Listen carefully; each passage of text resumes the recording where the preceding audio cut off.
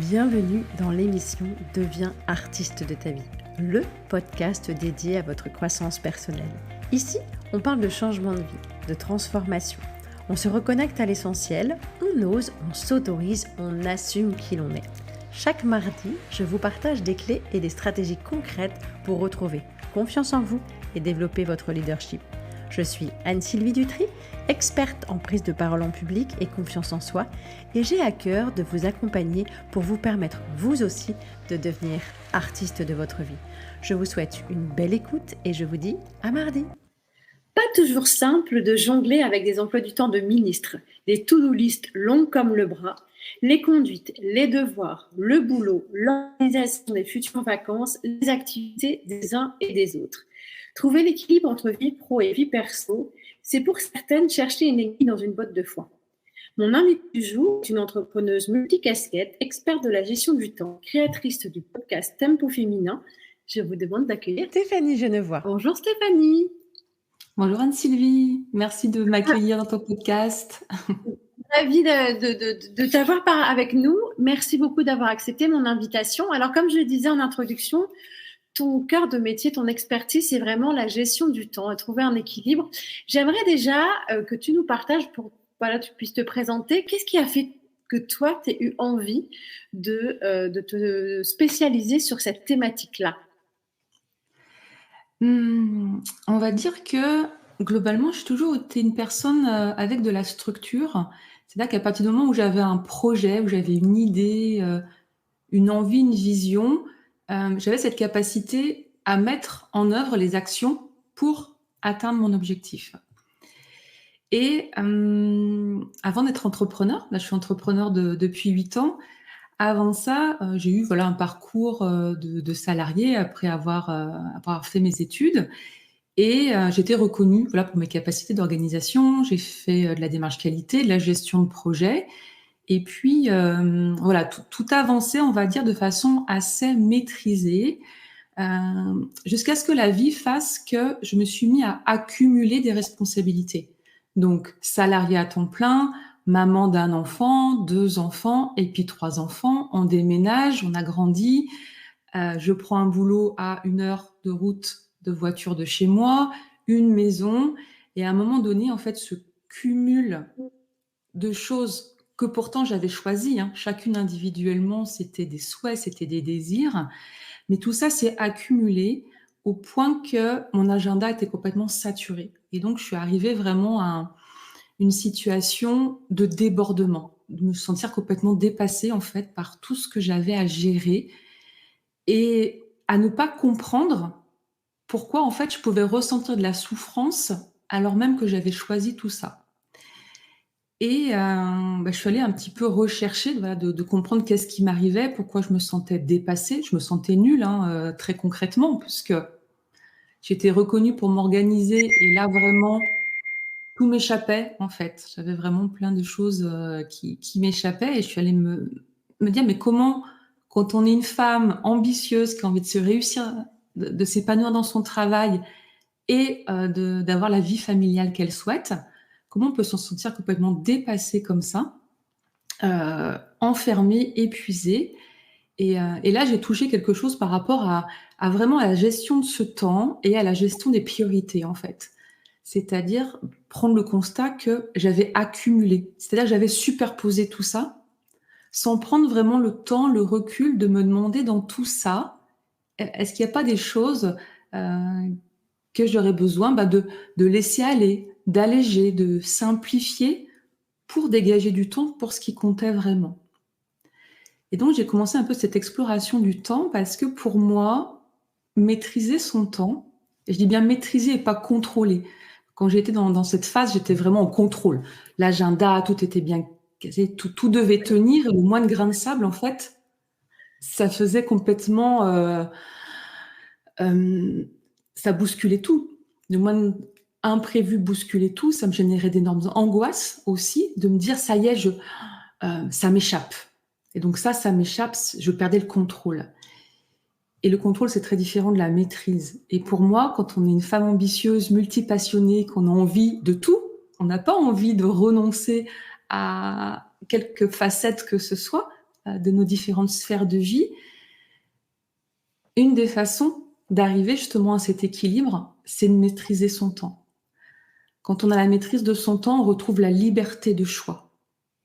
La liberté de choix, la liberté d'être, la liberté de rêver, la liberté d'avancer vers ses désirs. Et c'est vraiment voilà, là que j'ai fait cette exploration, que j'ai vu aussi qu'il y avait plein de femmes, de mamans autour de moi qui vivaient la même situation, vraiment une charge mentale de devoir tout porter, cette impression d'être toujours en retard, de mal faire, une grande culpabilité.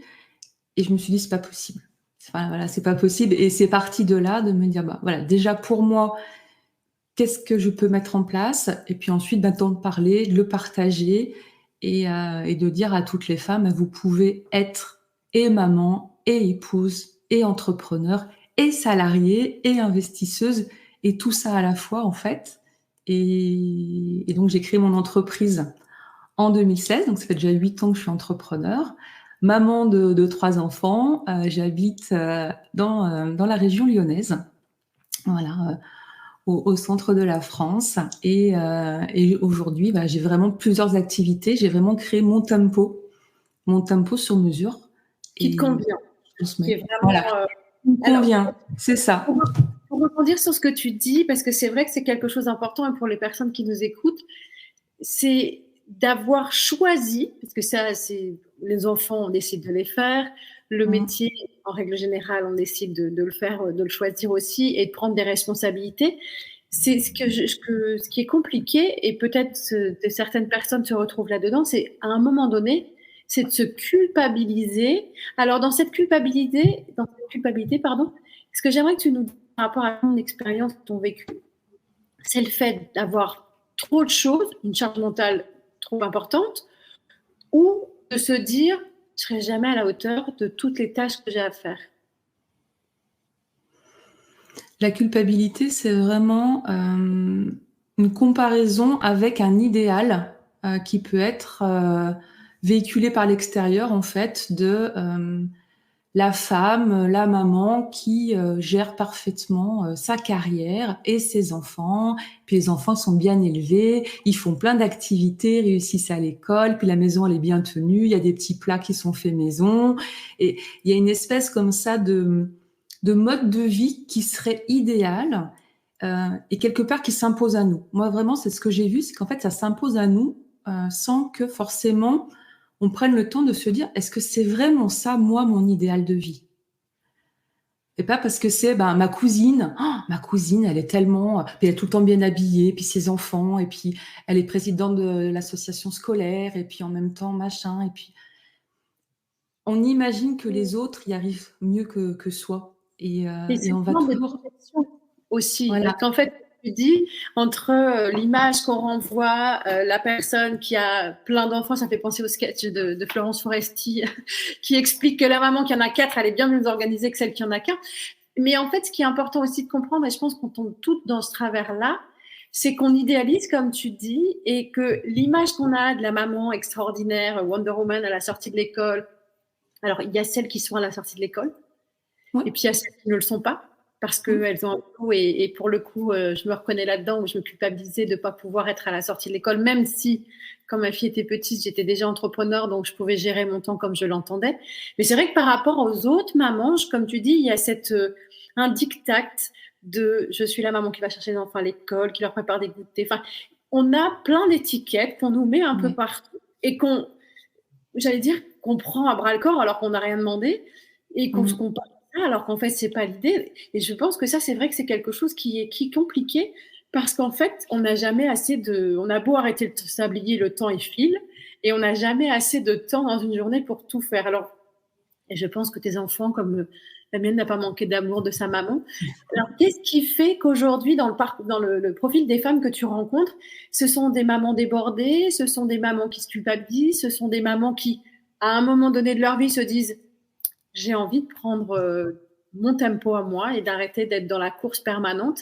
Elles ont quel type de profil, les personnes que tu peux rencontrer ou que tu accompagnes? C'est des femmes qui sont très engagées. Et donc, comme elles sont engagées, elles vont avoir ce niveau d'exigence envers elles-mêmes. Euh, et souvent, et tu l'as dit, hein, c'est pas forcément une exigence qui vient des enfants ou qui vient même du conjoint.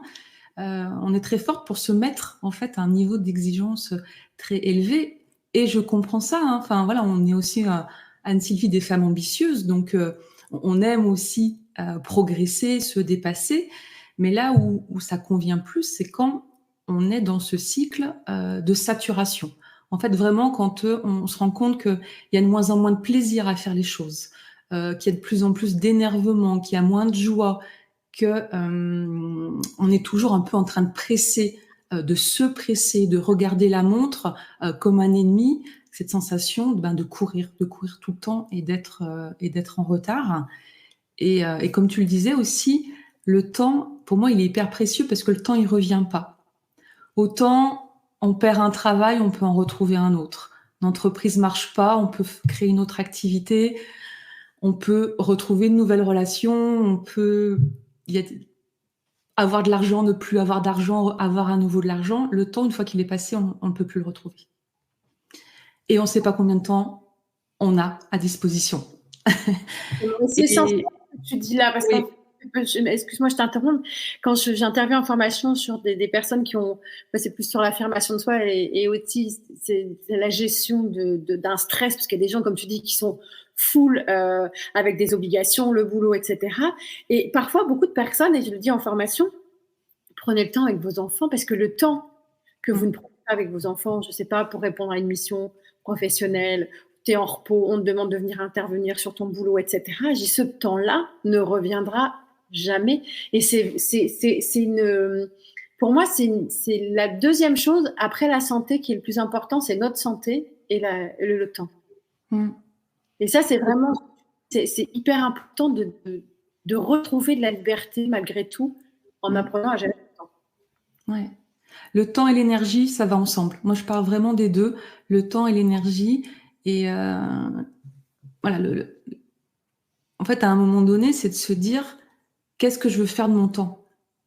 Et pour ça, il faut s'extraire du quotidien. Il faut s'extraire du j'ai ça à faire et ça dans ma liste à cocher et ce dossier. Et qu'est-ce qui est important? À quoi je veux consacrer le temps qui m'est dédié aujourd'hui dans cette vie?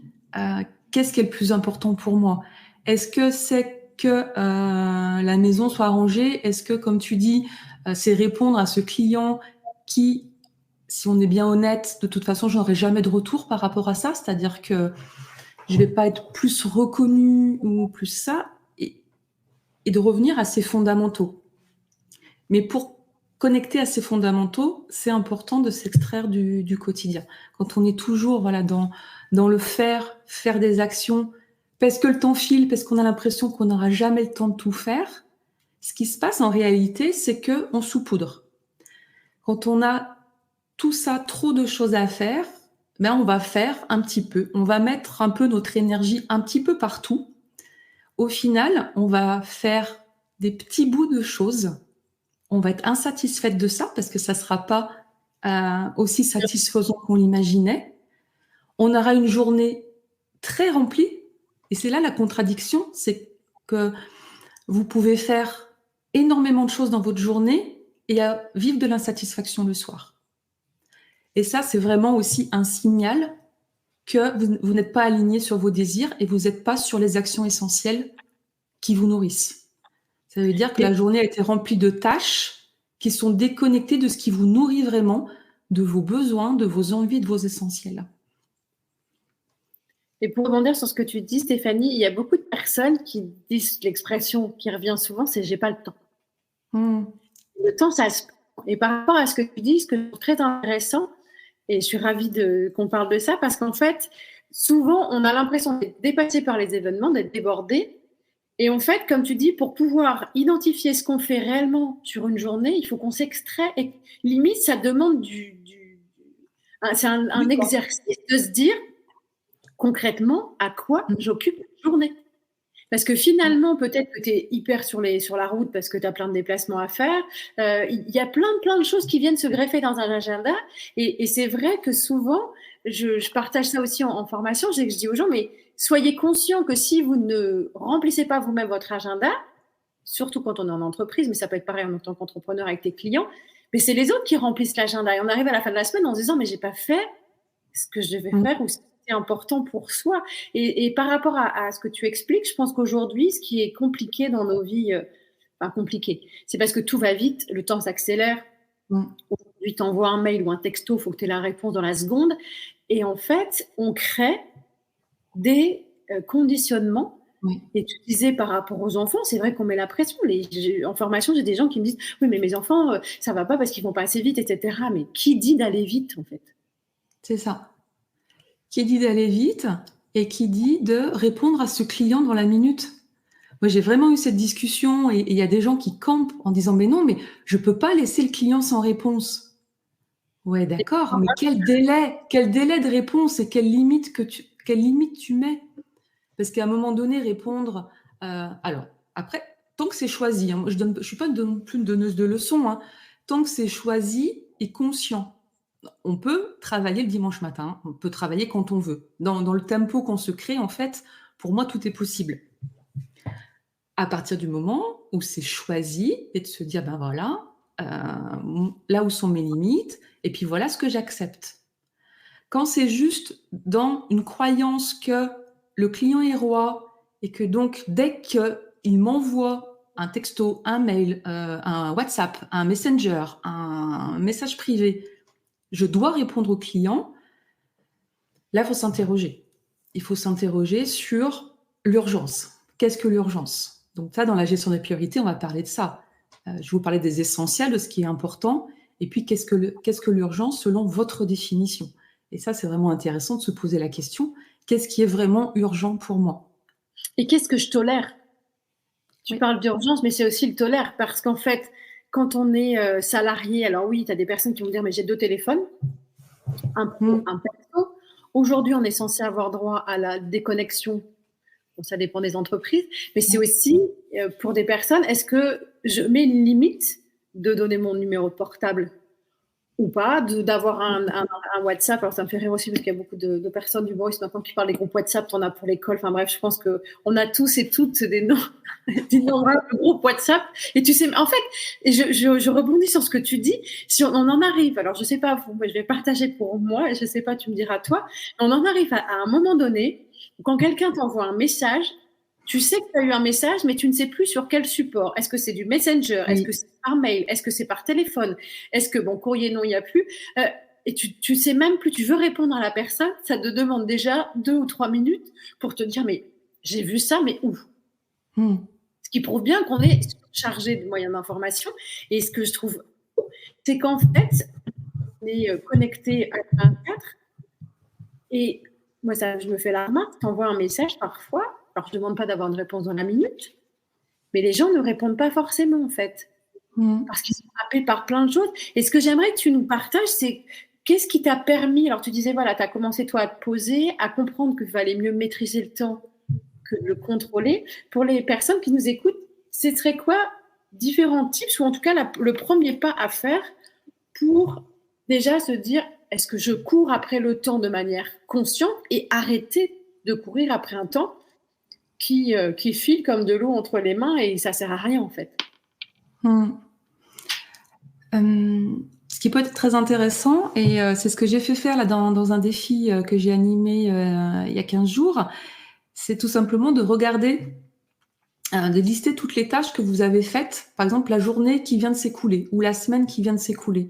Donc, ça permet la prise de recul et tout simplement de noter à telle heure j'ai fait telle tâche, à telle heure j'ai fait telle tâche, et en face de mettre l'émotion que vous avez ressentie.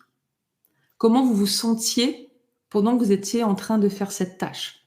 Est-ce que vous étiez excité? Est-ce que vous étiez en pleine créativité? Est-ce que c'était lourd? Est-ce que c'était du stress? Donc ça permet déjà aussi de revenir un peu dans son corps, de dire « Ok, je fais ça, et qu'est-ce que je ressens en face ?» Parce que, comme je le disais, on peut être très occupé dans sa journée et puis être vraiment dans pleine créativité, et puis ça coule et on est bien, et voilà, et là, il n'y a aucun souci avec ça. C'est pas tant le nombre d'heures que la qualité aussi du temps qu'on passe sur une tâche, qu'on passe dans une activité. comment ouais, on le conscientise, en fait. Comment on est dans sa tâche ou on est déjà dans la tâche suivante, dans le Ah fait oui, que... j'entends ce que tu dis, c'est qu'en fait, parfois, on fait les choses tellement de manière automatique, moi je parle de pilote automatique, qu'on ne se rend même pas compte, et c'est ce que tu disais par rapport à je saupoudre, qu'en fait, je ne suis pas pleinement en train de faire quelque chose, je suis déjà en train de penser à autre chose, je m'occupe de mes enfants, mais je me dis qu'il faut que je fasse à manger, je suis avec un client en train de faire, je sais pas, une réunion, puis je me dis, ah oui, c'est vrai, il faut que j'aille faire les courses ce soir, ah puis il faut que j'aille chercher le petit à la crèche, enfin, notre cerveau qui bouillonne d'informations a du mal, et je pense que ça aussi c'est complexe pour certaines personnes, que certaines oublient des choses importantes, parce qu'on n'est pas, mine de rien, le cerveau c'est un ordinateur incroyable, mais à un moment donné on oublie quand même des choses, et je comprends le raisonnement, c'est de se dire, quand je fais ce que je fais, est-ce que je suis clairement consciente de ce que je fais? Oui, c'est ça. C'est ça, c'est être dans à ce qu'on est en train de faire, en fait.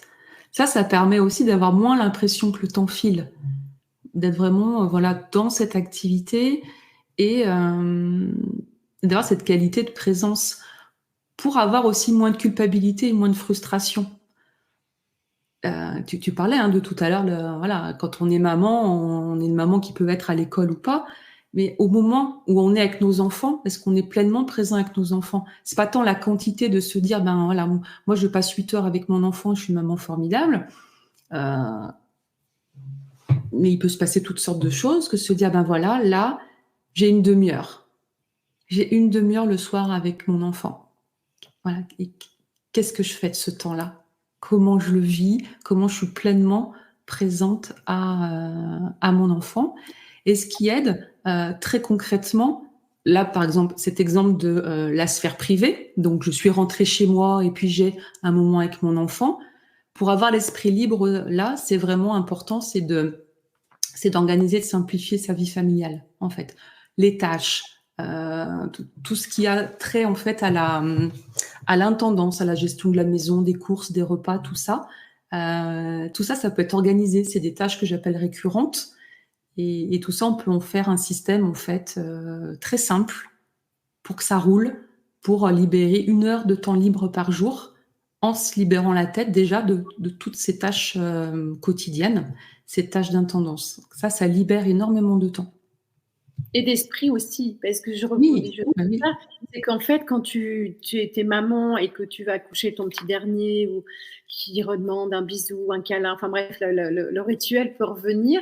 Et en fait, certaines personnes me disent, mais en fait, je fais ça, mais ça me stresse parce qu'en fait, il ne va pas dormir, j'ai encore ça à préparer. Et c'est ce que tu dis, c'est qu'en fait, si je vais coucher mon petit dernier ou mon enfant, au lieu d'être pleinement présente, je suis déjà en train de me dire, ah, il faut que je finisse ça, je dois mettre la lessive en route, je dois faire ci, je dois faire ça, préparer le dossier pour monsieur le truc midule. En plus, l'enfant le ressent. Donc, oui, toi qui pensais être tranquille rapidement par rapport au fait qu'il allait s'endormir, lui, il sent bien, il y a vraiment, voilà, il sent le côté, elle n'est pas disponible, quoi. Ouais. Il sent que tu veux expédier ce moment-là, parce que tu es en train de penser à autre chose. Et vraiment d'avoir structuré ça, c'est-à-dire,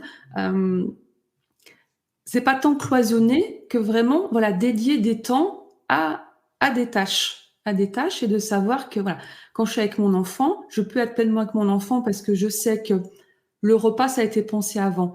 En fait, il y a énormément de tâches qui peuvent être planifiées à l'avance, que ce soit pro ou perso. À partir du moment où elles sont planifiées en avance, qu'elles sont mises dans une checklist, un agenda, voilà, une routine, elles sont plus dans nos têtes. Donc ça libère. C'est ça.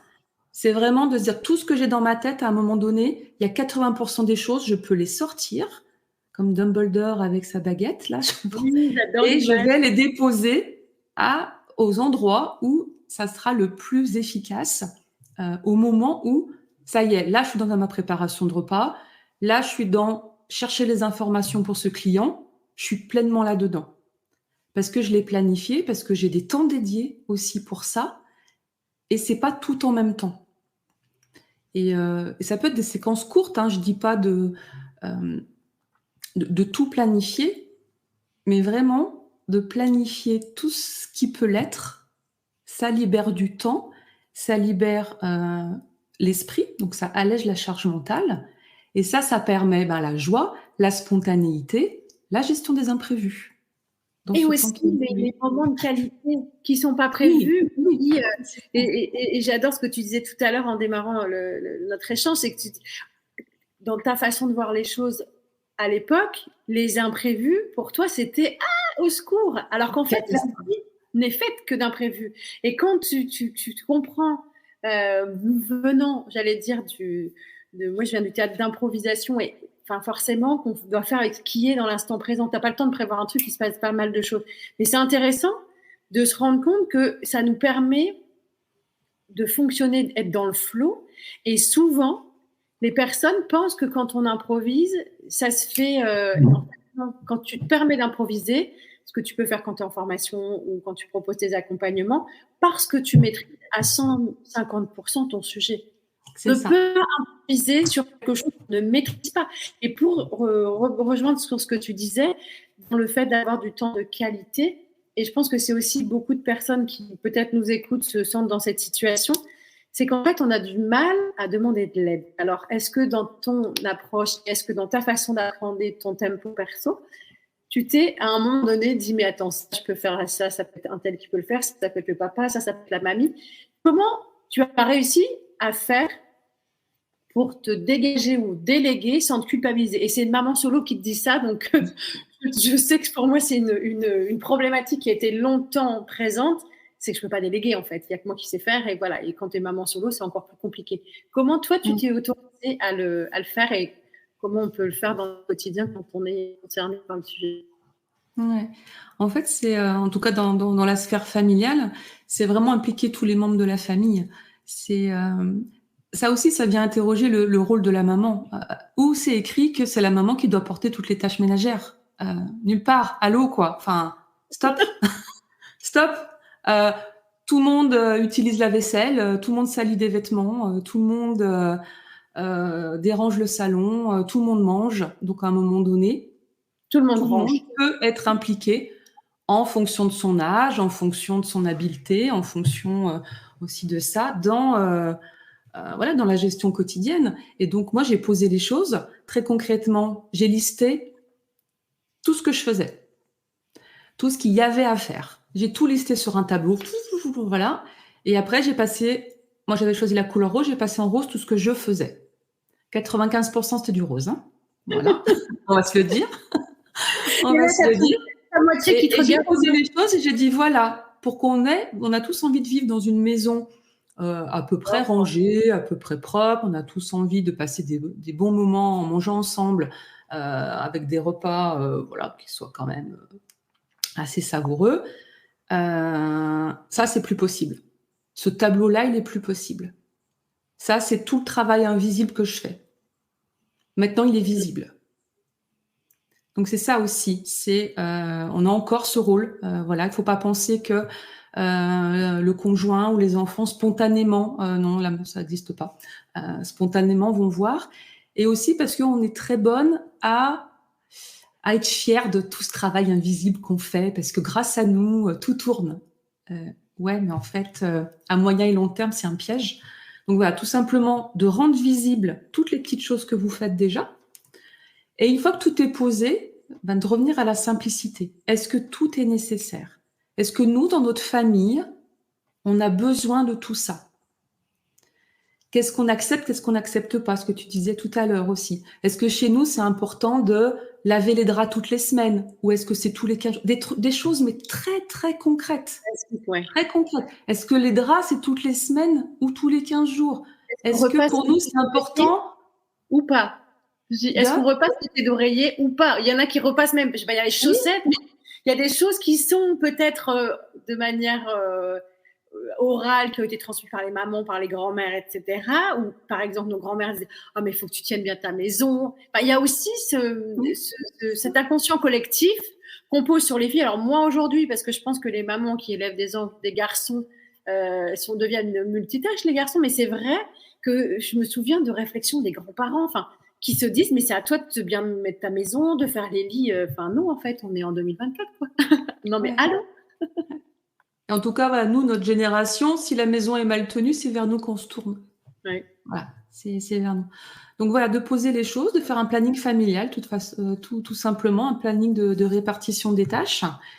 Et à partir de là, voilà, en tant que femme, c'est vraiment de se libérer de ça, donc faire participer aussi la famille pour libérer du temps pour ses projets, soit des projets professionnels, des projets de voyage, des projets d'autres, de créer son activité entrepreneuriale si on est salarié, de mener les deux en même temps, d'être bénévole, enfin voilà, tout ce qui nous tient à cœur, de faire du théâtre, voilà, d'être sur ces activités passion aussi, parce que c'est aussi important que pour les enfants qu'on ait une activité extra scolaire, extra pro.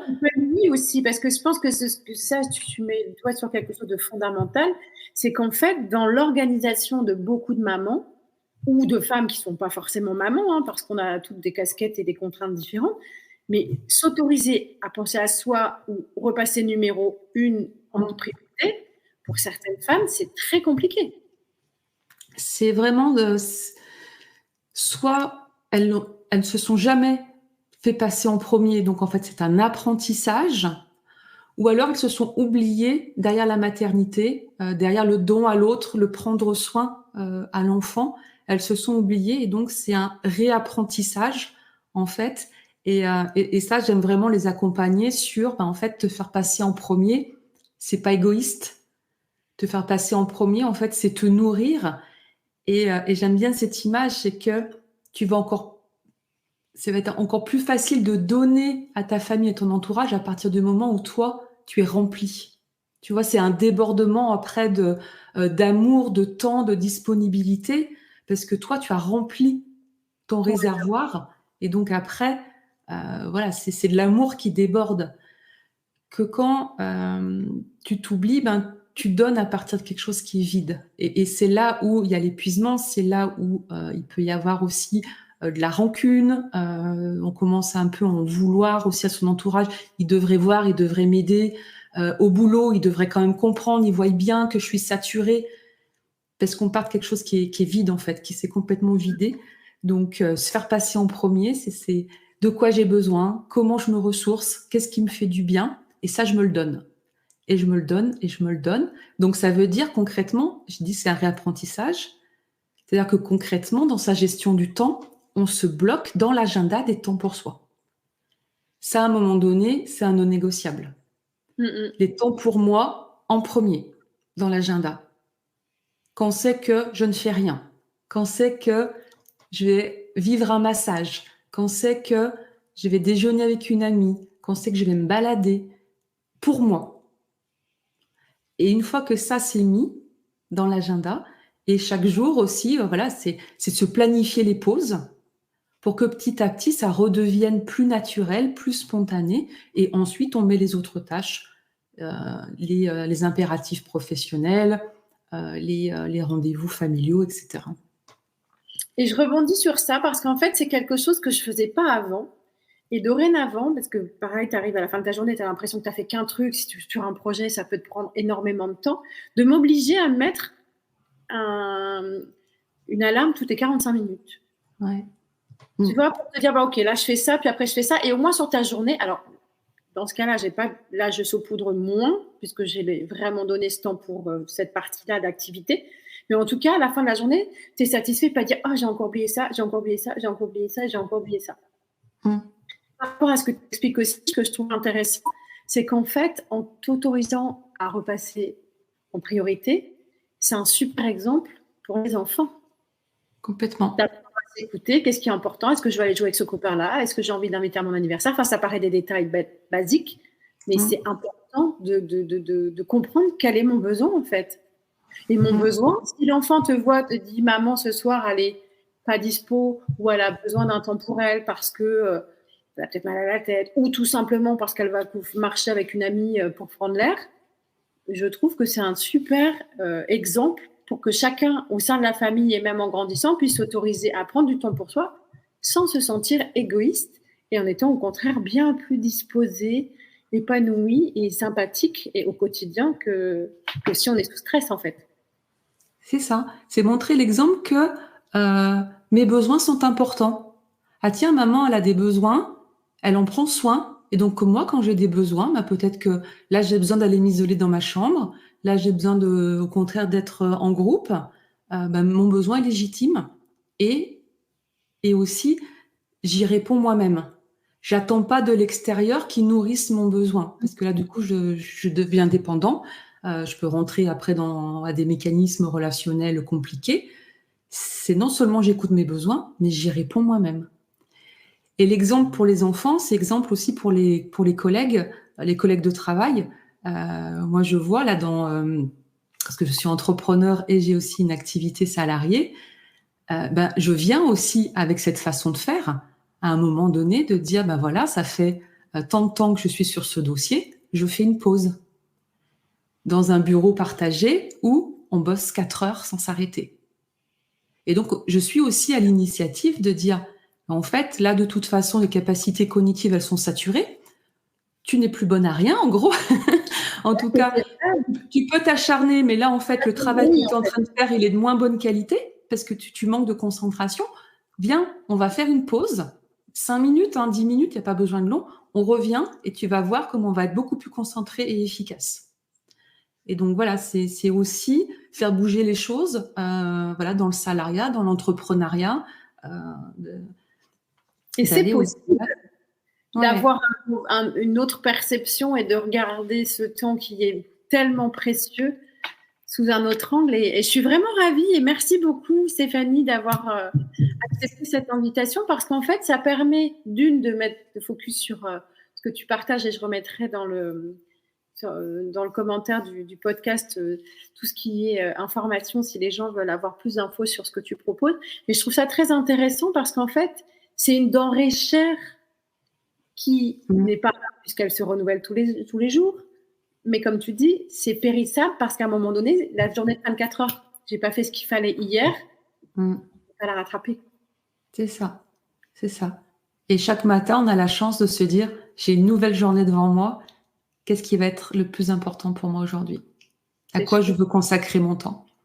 C'est chouette. Merci beaucoup parce qu'en tout cas, j'ai trouvé ça très instructif.